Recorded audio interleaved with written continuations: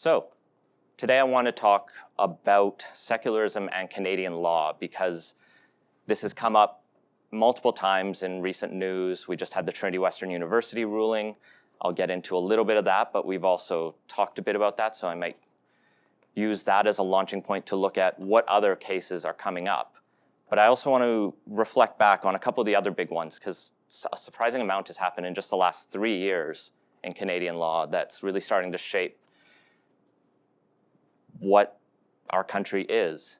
Canada, as many of you will know, doesn't have the Establishment Clause that the US has. We don't have an explicit charter separation in church and state.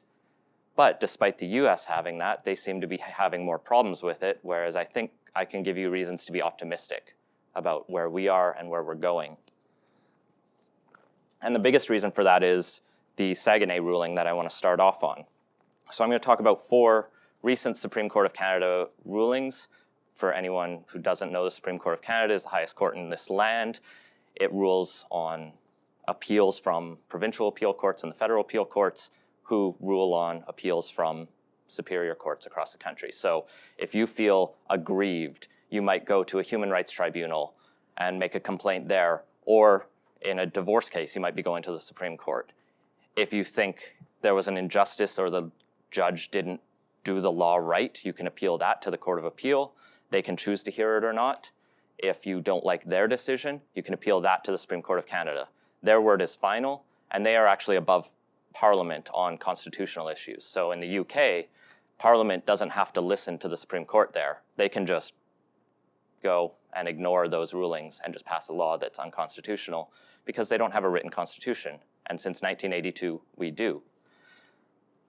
The Saguenay ruling, though, let's start there.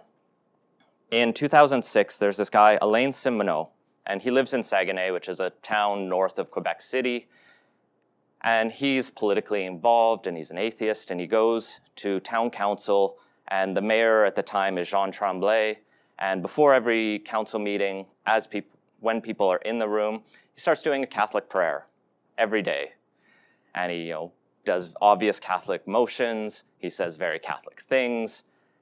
And Simoneau goes, this isn't right. You shouldn't be promoting Catholicism. And he disagrees with them, and he asks them to stop doing it. Tremblay actually calls him out in the middle of council sessions and points at the guy and goes, he's part of the problem with this city, that kind of stuff. Don't quote me on that specific, but he targets him. So Simoneau gets together with the group called Mouvement Laïque Québécois, which is Quebec's secular movement. Secularism in Quebec is generally translated to laïque, L-A-I-Q-U-E, with some accents, I forget where.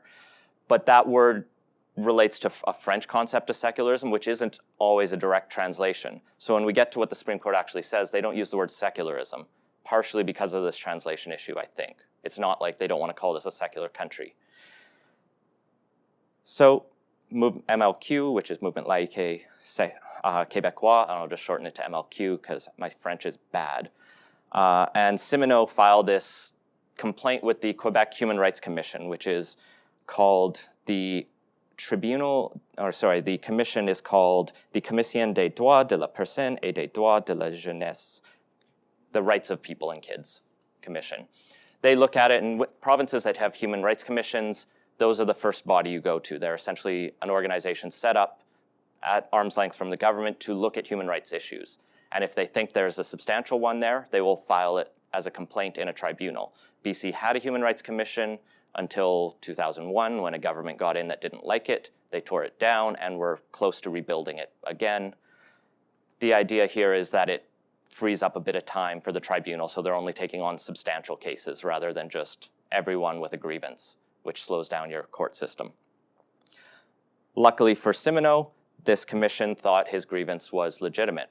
Simoneau had also complained about religious symbols, so I think the Saguenay City Hall has a giant crucifix hanging behind it and those kind of overtly Christian and Catholic symbols. And he said those are also inappropriate. The tribunal gets to hear this case. They hear from experts from both sides. They both bring in some historians, sociologists, these kind of people who talk about what religion is, how do you define it, and these kind of issues. And they sort of make the human rights arguments within the framework of the Quebec Charter of Rights and Freedoms, which is equivalent to the Charter of Canada. I'm going to go fast and probably talk a lot, but ask me lots of questions in the end, and we'll try and get back to it. The key point here is Simoneau and MLQ make this complaint about the prayers and the crosses being shown in the Saguenay City Council.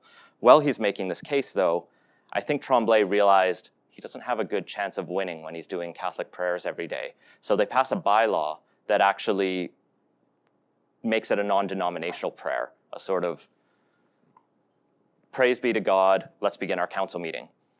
Now, he says that generic prayer while still doing all the Catholic motions and still with a Catholic cross behind him. So it didn't look too genuine. So the tribunal looks at all of this and goes, no, this is absurd. You're clearly pushing religion over non-religion, and you're probably pushing one specific one. Also, you were very rude to Simoneau, and that's not generally a recourse. People are allowed to be rude to you. But if the mayor is targeting you because you disagree with him, and it's because you're an atheist, not just like because you disagree on a policy matter. Like if the mayor disagreed with you on housing policy, they could be a bit snide. I mean, it's not good politics, but it's not illegal. But because he was targeting him as an atheist, it was discrimination. So the tribunal found that, ordered the bylaw rescinded because it was unconstitutional, told the mayor to stop praying in the chambers, said all the symbols had to get removed from the council, and said because of that targeting that the mayor and actually the city of Saguenay owed Simoneau $30,000.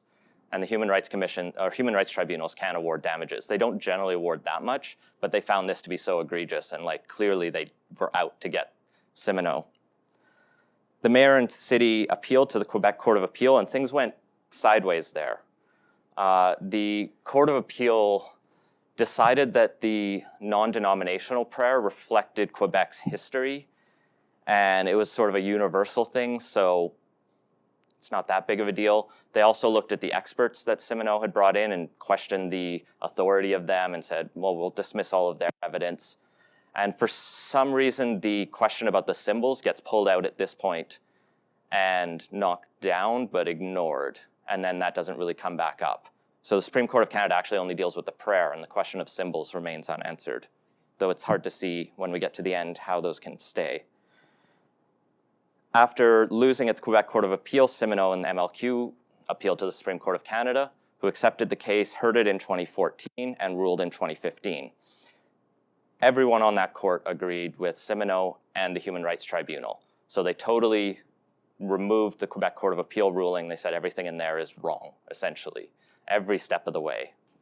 And they did this for a number of reasons. Essentially, there's some technical reasons I won't get into right away, but the main thing is the Supreme Court looks at this and says Canada, essentially, our governments, based on the Charter of Rights and Freedoms, that says you have the freedom of religion, belief, and conscience.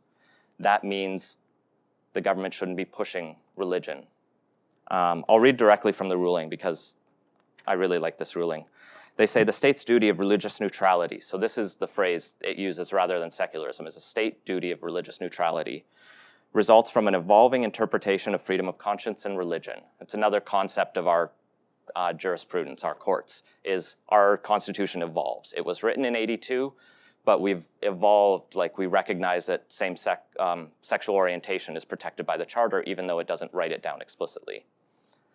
The evolution of Canadian society has given rise to a concept of this neutrality, according to which the state must not interfere in religion and beliefs. The state must instead remain neutral in this regard, which means that it must neither favor nor hinder any particular belief, and the same holds true for non-belief. The government can't promote religion, any specific religion, religion in general. It also can't promote atheism. The pursuit of the ideal of a free and democratic society requires the state to encourage everyone to participate freely in public life, regardless of their beliefs. So they're giving actual thought into this and the philosophy, and this is just the summary of it. And if you go into the longer 100-page ruling or whatever it is, they actually go through and build this argument that we would make, that secularism is required so that we can all get along. Because if the state is picking sides, it tilts the balance and then people who are pushed down can't participate. So they say a neutral public space free from coercion, pressure, and judgment on the part of public authorities in matters of spirituality is intended to protect every person's freedom and dignity, and it helps preserve and promote the multicultural nature of Canadian society. So multiculturalism is in the charter, and here they've tied multiculturalism to secularism. And they say, look, we can have everyone with their beliefs, and the only way we can do that is if the state isn't picking sides. The state's duty to protect every person's freedom of conscience and religion means that it may not use its powers in such way as to promote the participation of certain believers or non-believers in public life to the detriment of others. If the state adheres to a form of religious expression under the guise of cultural or historical reality or heritage, it breaches its duty of neutrality. And that line I think is really important. That says, even if this is how things have always been done, it's still a breach. It's still wrong. And this is an argument people keep bringing up, why change the anthem? It's always been this way. Well, it hasn't, but it's been this way for decades. Why should we change the anthem? Well, because it's discriminatory and it's wrong. Just because it's always been that way doesn't mean it's right. So they say the tribunal was therefore correct in holding that the state's duty of neutrality means that a state authority cannot make use of its powers to promote or impose religious belief. Contrary to what the Court of Appeal suggested, the state's duty to remain neutral on questions relating to religion cannot be reconciled with a benevolence that would allow it to adhere to a religious belief. So this is referring to things that, like, the Court of Appeal talked about, like, a benevolent secular or like religiosity, where as long as the state's not like putting people in Christian concentration camps, it's okay or something. It's very vague, and it's really hard to understand their ruling because they're really just trying to preserve Christian hegemony. They're trying to preserve Christianity. And here the court is saying there's no such thing as like a benevolent religious state. We need to have a secular state, and that's the only way we can protect everyone. And to get specific, they say that a provision of a statute, regulation, or bylaw will be inoperative if its purpose is religious and therefore cannot be reconciled with the state's duty of neutrality. And that's basically saying if the government has passed a rule or a law or is doing something because of religion. So say they pass, this came up in the early charter rulings, I think 1988, the Big M Drug Mart case. This is where Alberta, I believe it was, and many other provinces had what were called Blue Day Acts or Sunday Lord's Day Acts, where they said no store can open on Sunday because we're setting that aside for Jesus. That rule, I mean, they didn't explicitly say Jesus in the law, but they said the Lord with a capital L. And the court looked at it and said, this doesn't have a secular purpose. The purpose of this law is to promote religion. It's to make the country more religious and to encourage people to be Christian. And because it has a religious purpose, it can't, be justified in a secular state. All our laws have to be based on universal ideas and reasons, not, appealing to a minor segment or even a major segment. And it goes through later in the ruling and deals with a number of specific arguments that people try to bring up. They talk about how barring the municipal council from reciting the prayer would not amount to giving atheism and agnosticism prevalence over religious beliefs. That's the sort of argument that, if the council can't pray, then you're promoting atheism. And you hear that a lot. And the court says, no, there is this distinction between unbelief and true neutrality. True neutrality presupposes abstention, but it does not amount to a stand favoring one view or another. It's basically saying, look, if the government does something, if the government's not doing something, it's not picking a side, you could be an atheist in that room or you could be a Christian.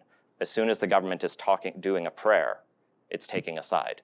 If the government got up there and told everyone you can't believe in God, a Soviet-style sort of approach, or put up the church should be burnt to the ground kind of poster, that would be problematic.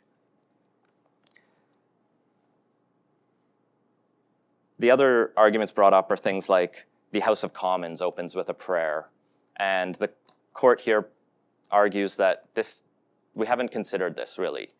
Number one, parliaments are generally given authority to operate within their own walls. So MPs decide their own rules. You can't be, for example, sued for libel for what you say in Parliament as a member of Parliament, because you should have ultimate freedom of expression there. As soon as they step out, and you'll hear MPs sometimes say this, hey, say that to me out in the hall. And what they mean is that I can sue you out there for what you're saying, but I can't sue you in here. Because the court doesn't want to restrict what Parliament is doing because Parliament is trying to conduct itself in a way that promotes democracy. And so Parliament may have set its own rule to say its own prayer, but the court's not going to step into that because it's not trying to tell parliamentarians. Now, this kind of leaves it as an open question that maybe it actually is unconstitutional, or maybe it is fine, but it says that argument doesn't come into play here.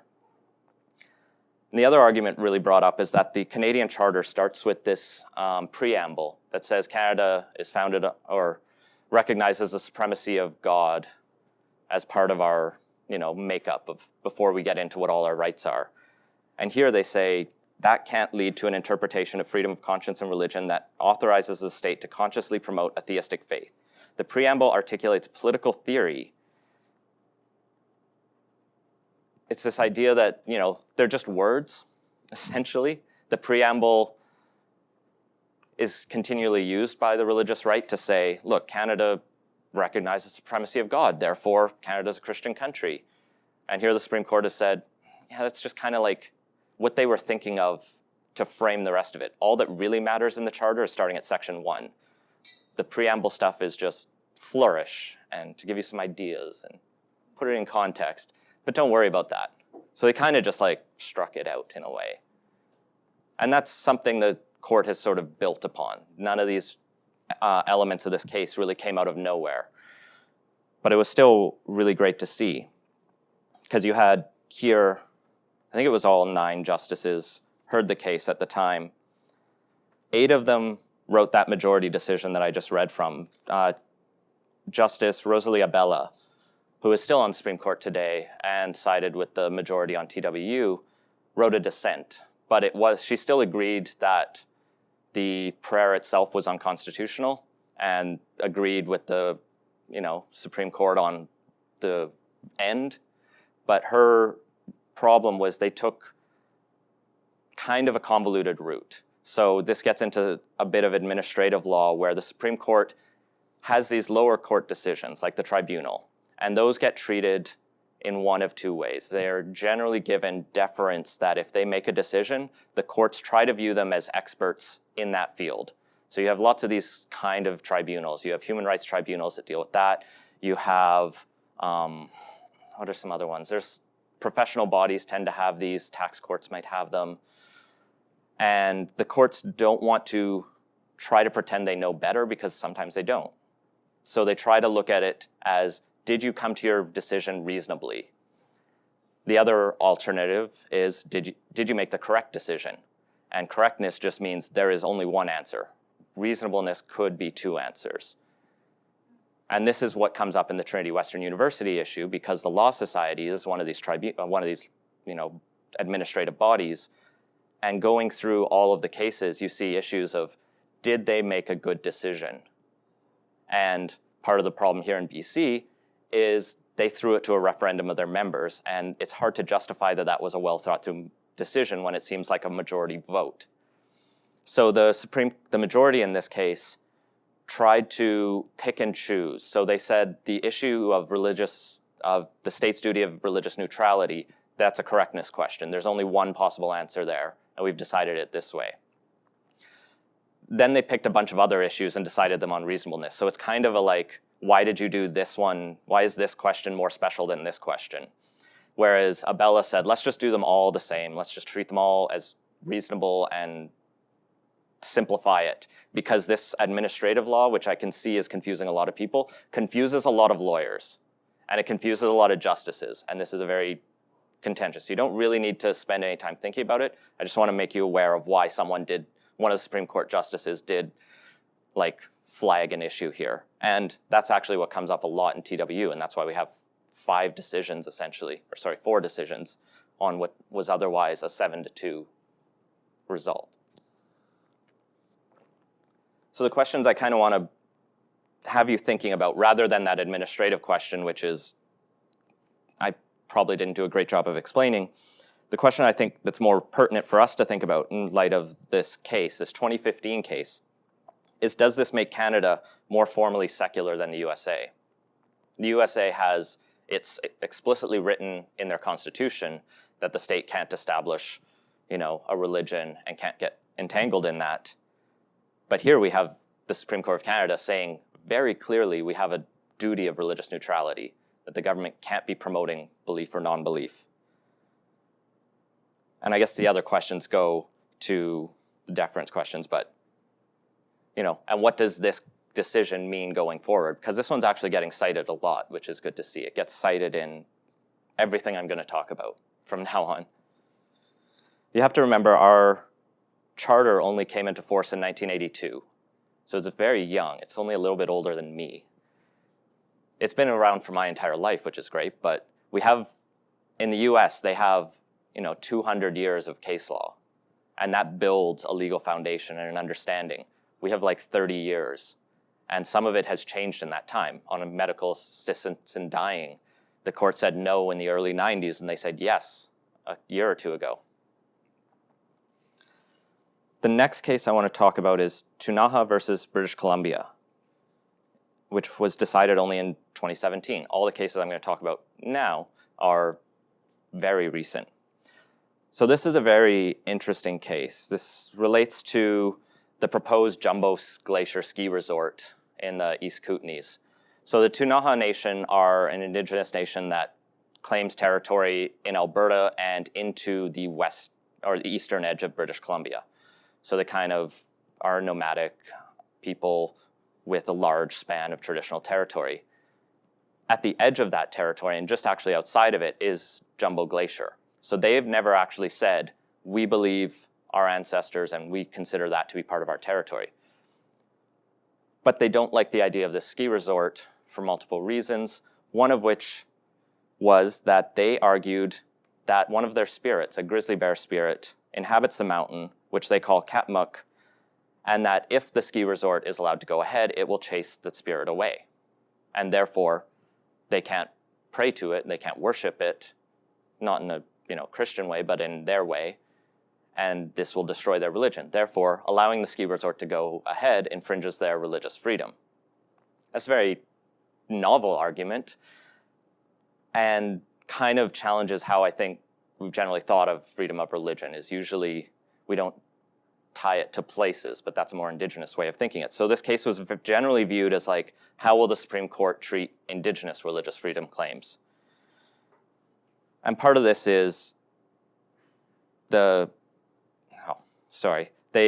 argued at the Supreme Court, British Columbia, they argued at the Court of Appeal, and both of those dismissed this claim, saying the government did enough consultation with them that even if the freedom of religion was infringed, it was done in a balanced way. So the one thing that is very different between Canada and the US is Section 1 of our charter says essentially other major rights, the Section 2 rights of freedom of religion, association, speech, association, your equality rights, and a couple of your other rights can be infringed if the government has a reasonable, or can make not just a reasonable case, but it's a fairly high test. Or if it needs to balance two rights. And this is why we don't have the fundamental free speech that the US has, where we can have a hate speech law that is upheld because there's arguably a reasonable, compelling interest in stopping Nazis from advocating genocide.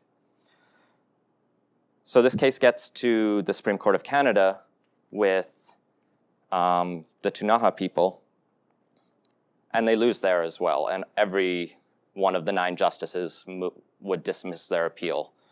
7 of the justices write the majority opinion, and another 2 disagree for the reasons again, but give the same result. So the first 7 justices actually say their religious freedom rights aren't infringed. And this decision was written by Chief Justice at the time, Beverly McLaughlin, and new Justice at the time, Malcolm Rowe, who's from Newfoundland. People were very interested in what Malcolm Rowe is going to be doing. He is Justin Trudeau's first appointment to the Supreme Court of Canada, and no one really knew much about him other than he did a lot of fishing law out in Newfoundland, which I guess is important out there. But the one thing I did see about Malcolm Rowe that's interesting is he helped co-write the bill and the policy that helped disestablish the religious schools in Newfoundland. So Newfoundland, when it joined Confederation in 49, I want to say, had 7 separate school districts, all equally funded and all run by different religious sects. In the 90s, they decided this is ridiculous, and they held a referendum to see if they wanted to keep that. They said no, and Justice Rowe, or I guess he was Judge Rowe at the time, I believe, helped write a bill that would allow the government to amend the Constitution, because this was in the British North America Act, that provinces can have religious schools. And all that basically happened is the legislature of Newfoundland passed a law that said we don't want religious schools anymore, and Parliament of Canada passes a quick one that says we don't want, fine, that's your decision, education's your priority. And they fixed it, and now there's just one secular school district in Newfoundland. But people didn't know what Malcolm Rowe was going to do on the Supreme Court of Canada, and here he goes with Justice McLaughlin and writes that the Ktunaxa's religious freedom hasn't been infringed here. And the reasoning is really interesting. So to say that your religious freedom has been infringed in Canada, the courts generally make a test of 2 parts, I believe it is. The first is, do you have a sincerely held belief?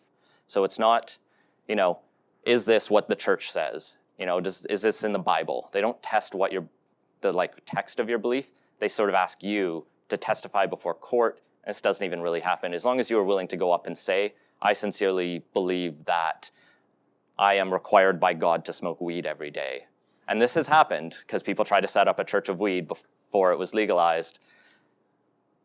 And the court, depending on if the belief fits within what's a normal belief or a typical one, I think tends to treat it very simply, like, fine, that seems normal, we'll check you have a sincerely held belief.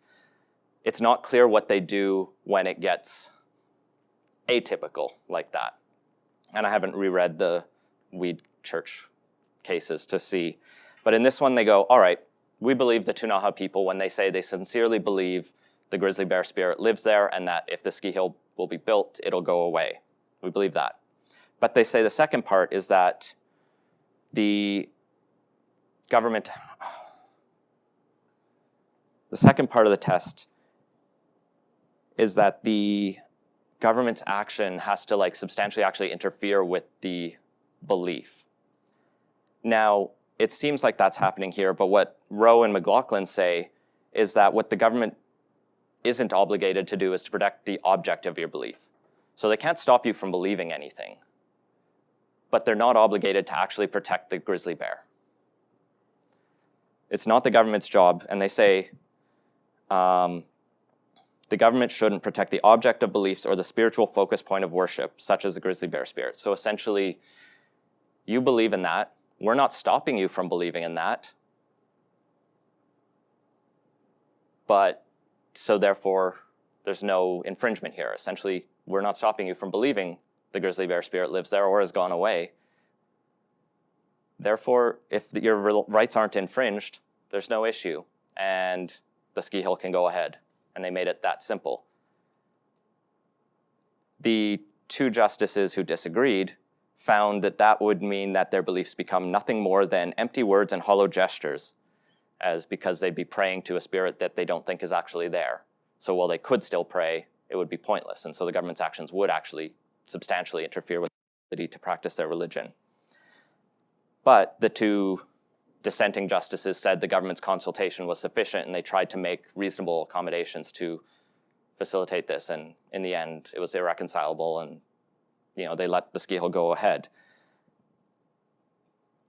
And this is interesting because it's tough to think, should the state be protecting objects of belief? Should the government be protecting God? That seems wrong. But it's also kind of made their belief hollow. So I don't actually know how I stand on this one. And one of the things the dissent talks about is, does this privilege essentially like a Judeo-Christian approach to religion, where it's really hard for the government to regulate the objects of Christian belief because they're immaterial and everywhere.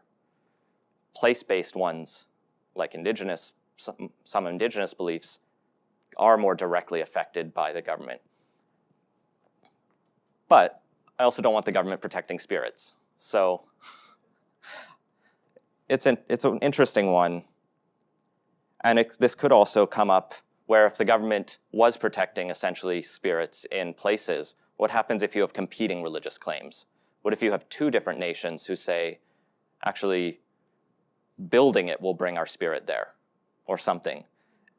How do we balance that? And the courts, when I talked about, taking someone's word that their belief is sincerely held, part of that is because we don't want our courts playing religious arbiters. We don't want the courts trying to decide, is your interpretation of the Quran the correct one? That's not the purpose of a secular judicial system, especially when we want people to be able to really come up with whatever. I mean, we don't necessarily want people to come up with whatever religion they can, but that is their freedom, and that is their right. So the Tunaha ruling was interesting, and it made a lot of people notice Malcolm Rowe because he was co-authoring on it.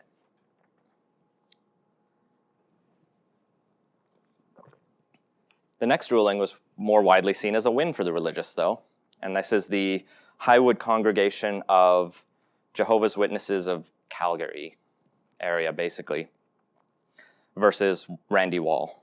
And this was decided just this year. So Randy Wall was a member of this Jehovah's Witnesses group. He was disfellowed following allegations of drunkenness and verbally abusing his wife, so I'm not sure he's a great guy, but you can't really pick your, characters in judicial law. They just kind of are the people who inevitably, end up in court. Wall felt aggrieved, though. He didn't think he should be disfellowed. What happened was, because of the way Jehovah's Witnesses tend to operate more like a cult, he was disowned by everyone he knew. Randy was a realtor in Calgary, and all his clients were fellow Jehovah's Witnesses, and he found that suddenly he had no more clients. And he found that this disfellowing was really unjust. And he felt really aggrieved by this, and he said, look, I can't do any more work. I'm being socially shunned, even well and beyond the church walls. And so he appealed through the church process, which is generally, I think, you talk to your priest in the congregation you're in, then you can get a tribunal of a couple neighboring priests, and they sort of hear your case and try to come to a better result. I think there might have been one process after that, and at every stage they're like, no, get out. And so he went to the Alberta Court of Queen's Bench and said, this was unjust. I want you to review their decision. Did they do something fundamentally, essentially illegal by kicking him out? Did they do it in a reasonable way? And I think he actually won at the Superior Court in Alberta. If he lost, don't quote me on that, but it gets appealed to the Alberta Court of Appeal, and it also sides with him. And their reasoning for intervening in this, because you wouldn't generally think if you get kicked out of your snooker club, say, that you can sue them. But this is what he did. And the court said, there's been a breach of fundamental natural justice here. It's such a egregious wrong that has happened to him, that not that he was kicked out, but that how he was kicked out was unjust. Generally, courts will only review interactions between individuals if there's property or civil rights engaged. So if we're exchanging goods or it's an employment contract and you feel that the other party cheated you, then you can sue. Or a discrimination issue, you can sue in that case. They don't generally deal with these association questions because, we have freedom of association in this country. But the courts at that level said, there is this fundamental, people should at least treat each other fairly or something. And it was interesting to see, because there is a level of, should courts be able to open the church doors and peek around a little bit? Well, the Supreme Court of Canada definitely didn't agree. And this was Malcolm Rowe writing again in a unanimous decision where everyone basically agreed. And he said, no, courts should not be doing this. So the specific tool they used is called judicial review, which is when a court reviews a lower decision. This is what happened in the Law Society case. This is what happened in Saguenay. And here they said judicial review isn't available for these types of things for there's three reasons.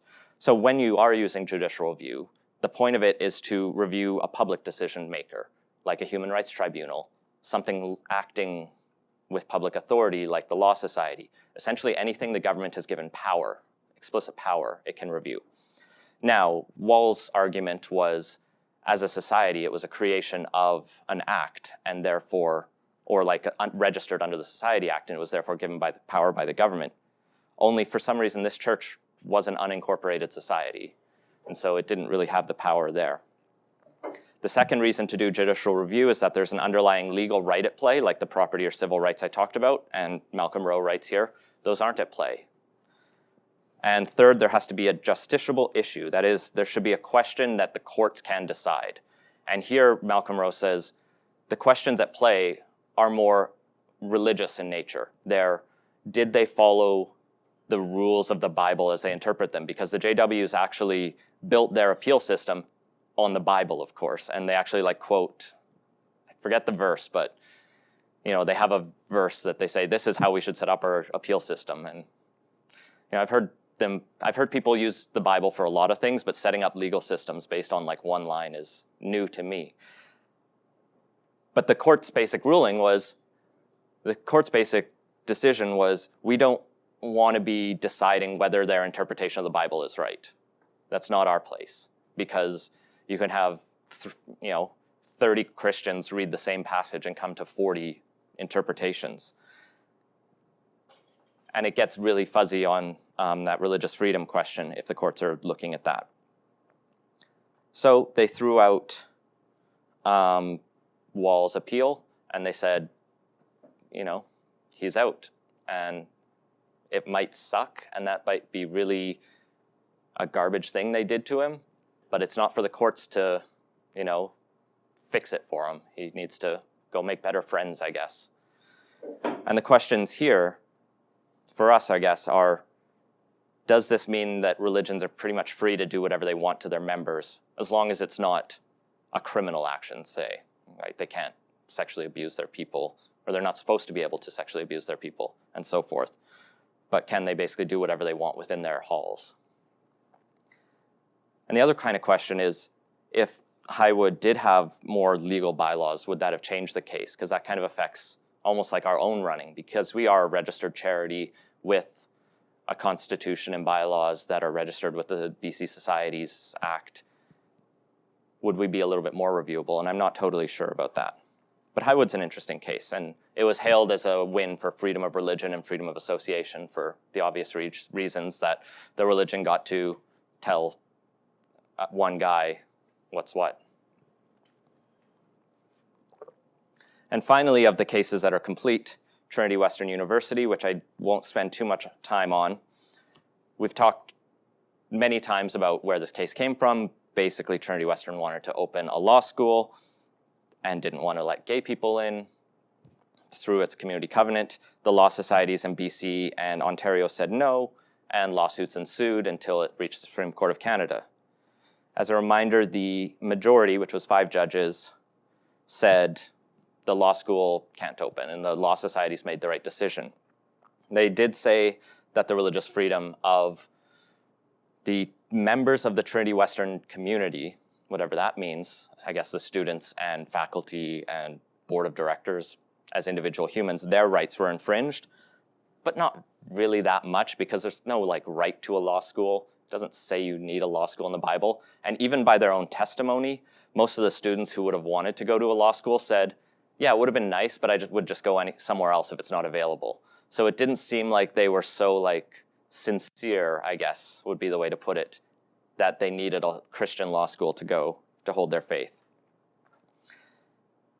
The other side of the scale, though, is the majority said the harm to the LGBTQ community would be substantial because there would be fewer spaces available for them. Those who went there would be under immense pressure and coercion to behave in a Christian way, to submit to what everyone else is saying. And therefore, looking at this balance, the harm is here, the harm to the LGBTQ community is here, the infringement for the religion is here, so it's reasonable to side the way the Law Societies did. Chief Justice McLaughlin disagreed.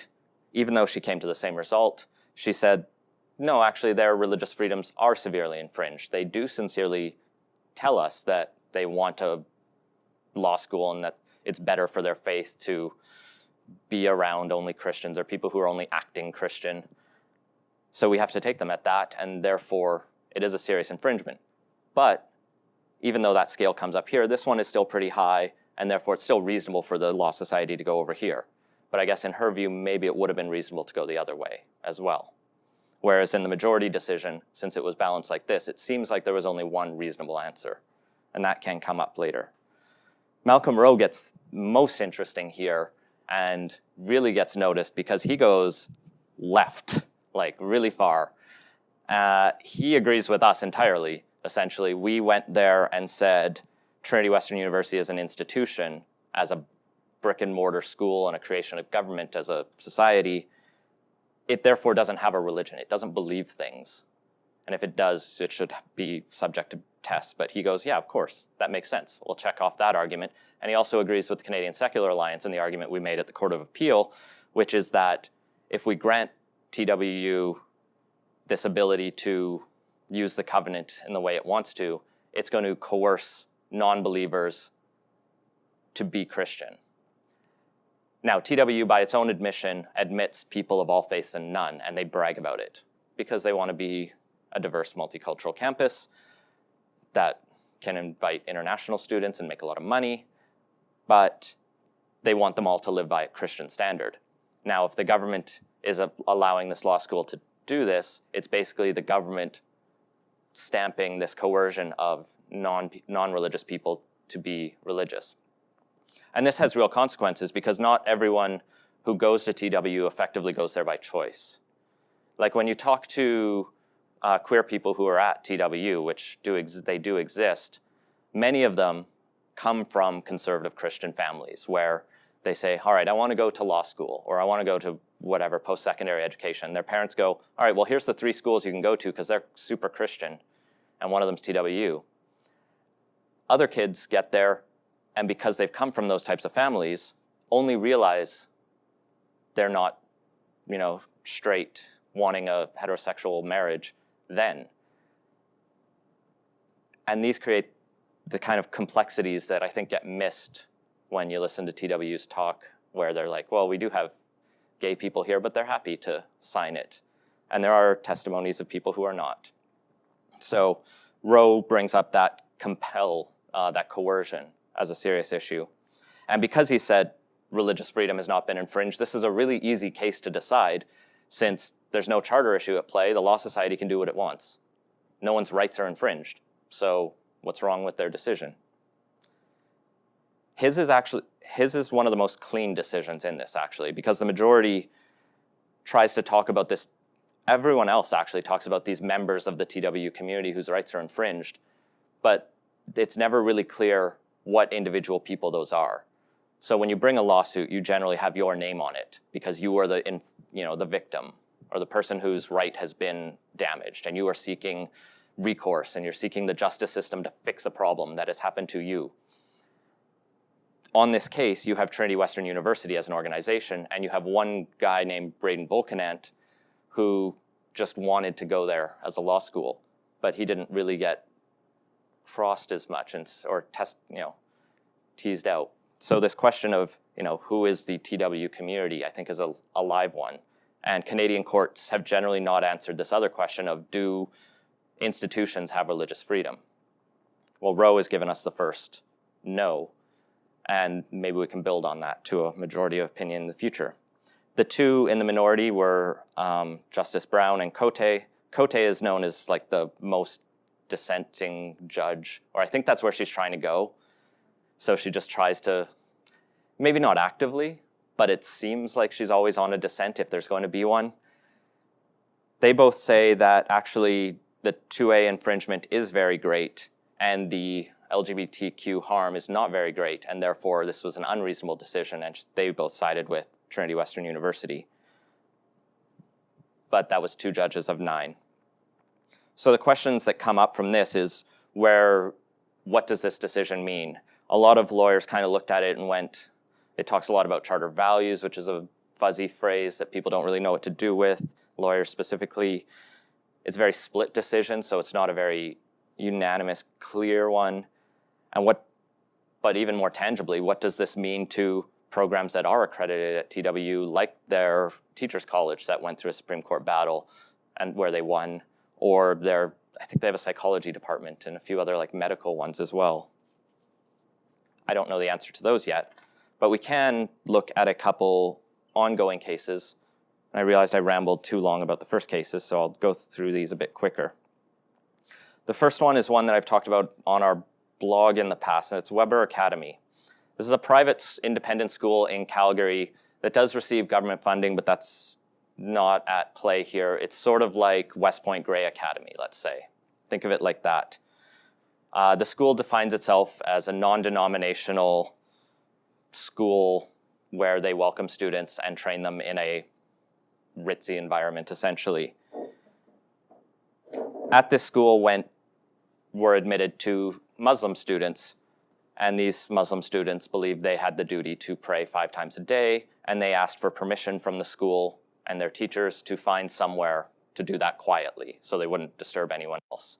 Some teachers were helpful, would let them use an empty classroom or otherwise, but eventually the school caught wind and got frustrated and said, no, we're a non-denominational school, there's no praying here, there's no being religious, you can't do it here. So the students would go home sometimes to do it, and in a couple cases actually went out in the Calgary winter and prayed in the snow. This comes up against the duty of religious accommodation under human rights law, because essentially the government has said with the Human Rights Act that private organizations can't force people to be religious or to be not religious. Just in the same way you can't have a no black sign on your window, you can't have a no Muslim sign. And the argument the students made is that not allowing them to have somewhere private and quiet to pray was a no Muslim sign. The Human Rights Tribunal sided with the students, and so did the Alberta Court of Queen's Bench. But Weber recently went to the Alberta Court of Appeal, and they didn't change their arguments so much, but one of their arguments got more picked up, it seems. And they built upon it by saying, our non-denominational beliefs as a school, that character that we've been talking about through all these other cases, should actually be treated as a religious belief of its own. And therefore, our non-denominational beliefs, whatever that means, should overrule the students' right to pray, which is a weird question. The Alberta Court of Appeal said, that's a new question. We haven't heard evidence on this, because when you go to an appeal court, you only bring up new legal arguments. You don't tend to test new evidence or hear new facts. And so they said, we're not going to answer this because we haven't heard from experts, yes and no. We're going to send this back to the Human Rights Tribunal. And the Court of Appeal also found some factual errors, which in the tribunal's initial ruling, they got some dates wrong or claims. I don't remember exactly, but the Court of Appeal has basically said this goes back to the Human Rights Tribunal. They need to decide whether essentially secularism is a religion and whether that means you can tell people not to pray in your school as an organization, as an institution. And we'll find out where that goes when they eventually get around to hearing it. And I think this is a really challenging one, because putting secularism as a religion, especially if it's the institution. So here you have an organization now who we've just argued can't have a religion, claiming that atheism is their religion, or secular, non-denominational beliefs, whatever those are. We've said on the record that we don't think organizations can have a religion, so we can't agree with them there. They're also trying to compel individuals, and that's where I have a lot of issue with this. What this school is trying to do is they're really trying to tell people what they can or can't do when that action doesn't really affect others. There's some other issues at the school where they have allowed kids to wear crosses, so like just little necklaces.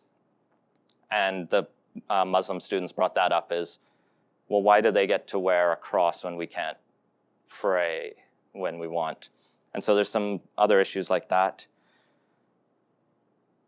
If Weber Academy wins, I find that hard to reconcile with Trinity Western University, essentially, because of those same questions we were just talking about. But it's an open one, and it's one to think about and really try and figure out. It's a challenging one for sure.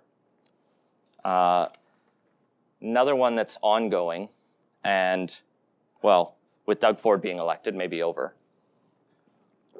Medical assistance in dying, as you know, was legalized in Canada in 2015 with the Bill C-14. Well, it was actually legalized with the Supreme Court of Canada knocking down the law, but Bill C-14 created the structure. In Ontario, the College of Physicians and Surgeons passed a policy that said every doctor has to do an effective referral. If someone comes and asks for a medical assistance in dying, you have to get them to someone who will do it if you don't want to do it. If your religion says you don't want to do it, you need to get that patient to someone else. You can't just give them a pamphlet. That's not good enough. Also, if it's an emergency and you're the only person there who's qualified, you have to do it. Even if you really believe it's wrong, it's your job and your duty as a medical professional. The Christian Medical and Dental Society of Canada sued, saying this is an infringement on their freedom of religion as their members, and they were joined by the usual cadre of religious law groups that are at all of these cases. This case went to trial last year and was actually decided earlier this year, and the judge upheld the policy and essentially struck out dismissed their complaint. The judge did find that these policies infringe the rights of Christian doctors who don't want to do it because, if they sincerely believe they shouldn't be assisting with someone's death, and this policy is telling them to assist with someone's death, even indirectly, that is an infringement. But, like I said, you can, under Section 1, infringe upon people's freedoms if there's a good argument for it.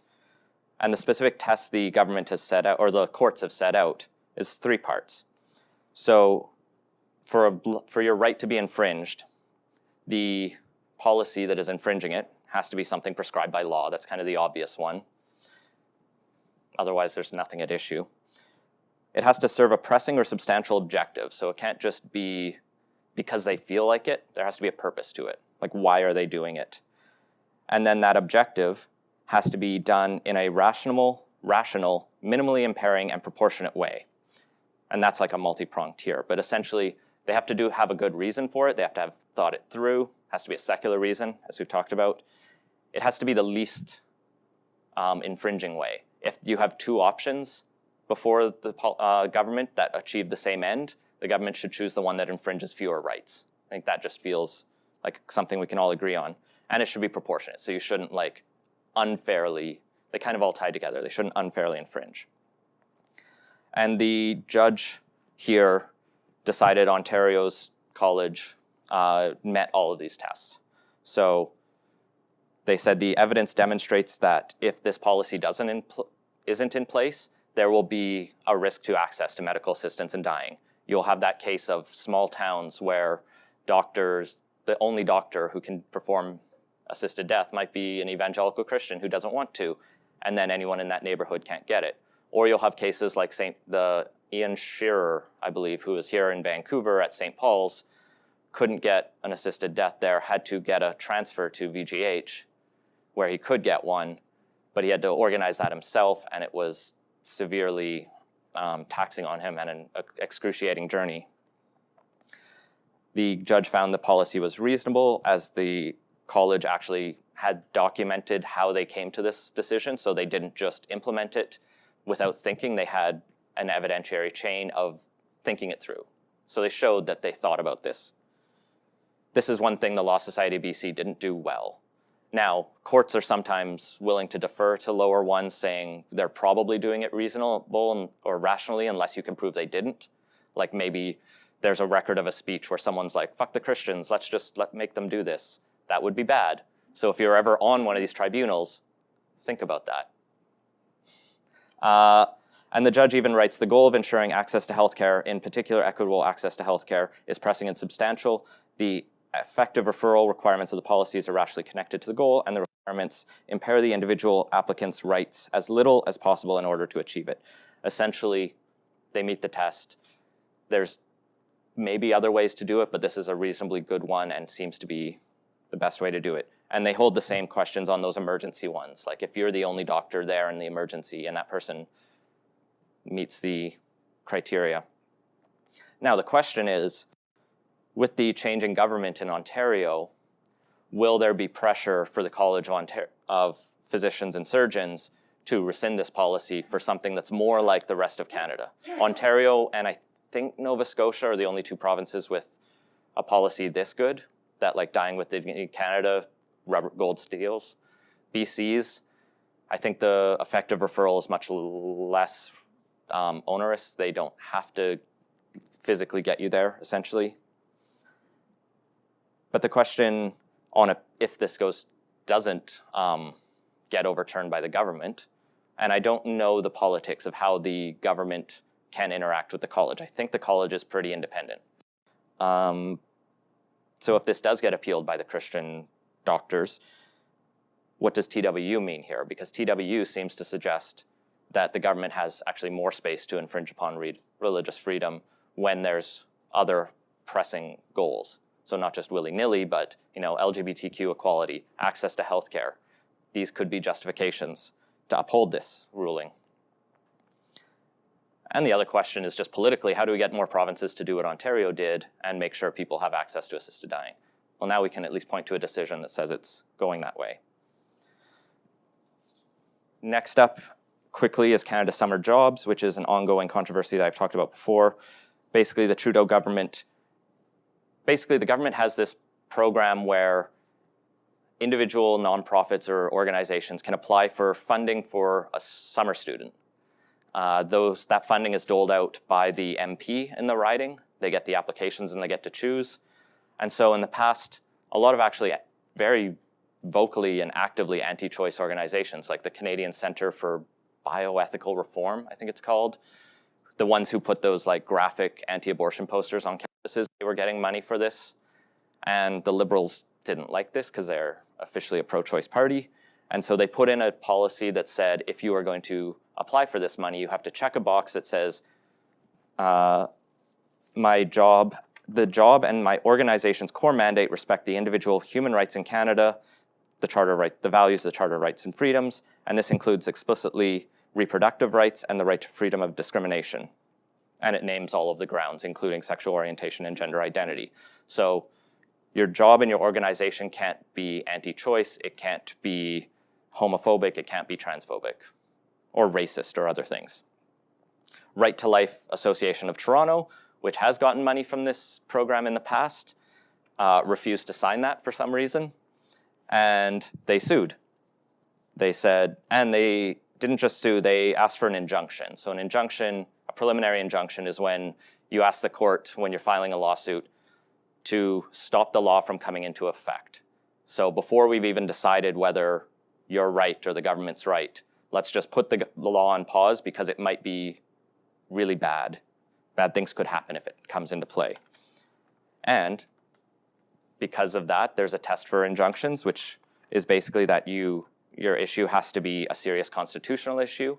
Can't just be because you're grumpy. That bringing the law in would result in irreparable harm. So one good example would be there's an injunction being filed right now and heard this week for Site C Dam up north. And the First Nation there is arguing that if this dam's allowed to go ahead, it will flood their land, and that's irreparable. I don't know if they'll win on that argument, but that seems like an irreparable harm argument. And the third test is that the balance favors not enforcing it. So you kind of the judge has to do a quick look at the arguments of both sides, because he's not doing a full hearing, and say, should we maintain the status quo, essentially, or is there a pressing argument for bringing this in? Now, the federal court judge who heard this injunction argument for this Canada Summer Jobs complaint by the Right to Life Association threw out the pro-lifers' arguments on all three grounds. He said it's not a serious constitutional issue. He said there's no irreparable harm here that they've shown, and there's actually a good argument for doing it. because they generally, in these cases, the court assumes the government has a noble purpose until later.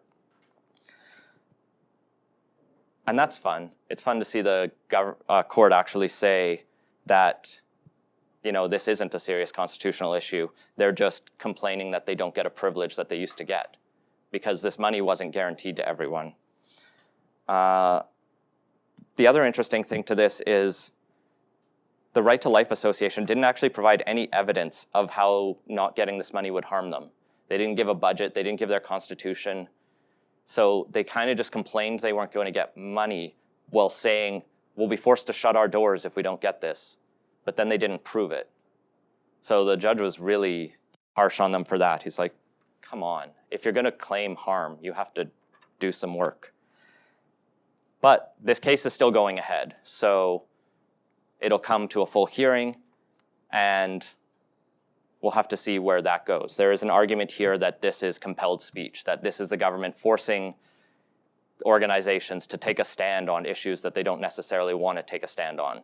There are a couple other lawsuits similar to this Right to Life one by business or more like secular sounding businesses where they say we don't have a position on abortion and we shouldn't have to be taking it.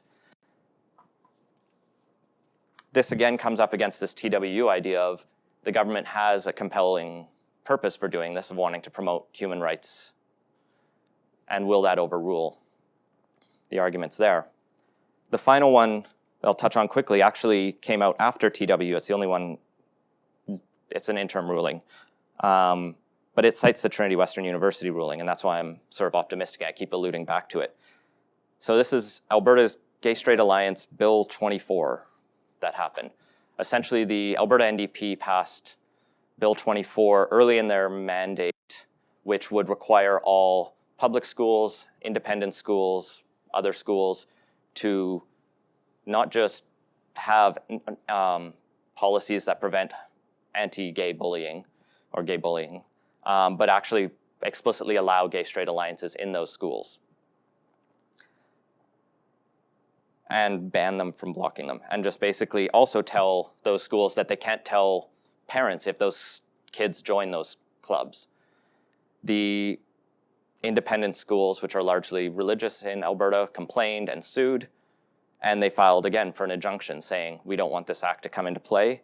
And the judge threw out their injunction request again for the same kind of reasons. He said and he actually said there's compelling evidence that these clubs are very advantageous to students. The pro-LGBT groups brought in a lot of really good witnesses to argue about this, whereas the religious schools brought in people who talked about them as ideological sex clubs and talked about things that they were showing kids where they had no evidence that that was actually happening. The court basically then decides that both based on the previous injunction of the Right to Life Society that failed and Trinity Western, there's a good argument for allowing these clubs to open, and we'll hear the rest of the arguments later. So we'll have to see where this case ultimately goes. I think both of these cases show promising signs, but I'm not a lawyer, and courts can go whatever way they want. I think this is also a good sign of what British Columbia could do to promote equality within the independent schools, well, at least while we're still funding them, but even if we stopped. One of the issues I really have with these schools is the kids who go there, like Trinity Western, really don't have a choice, especially at elementary school level. Those are the kids who most need protection. And while parents do have some rights to protect, raise their children according to their religion, that's not an all-encompassing right. So that's where we're at. Undoubtedly, there will be other cases that pop up as little infringements go, but I went really long, and I'm sure we could talk a lot, but let's go to questions.